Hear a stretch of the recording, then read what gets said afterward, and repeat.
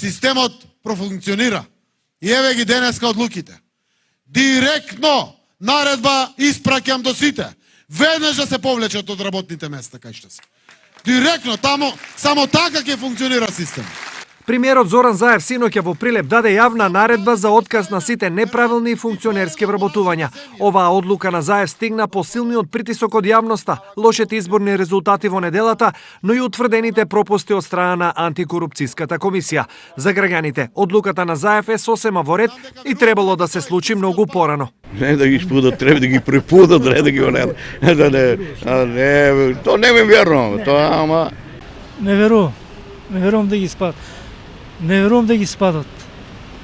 Не ги падат, sada јавноста лажат. Он не требаше да дозволат да ги примат.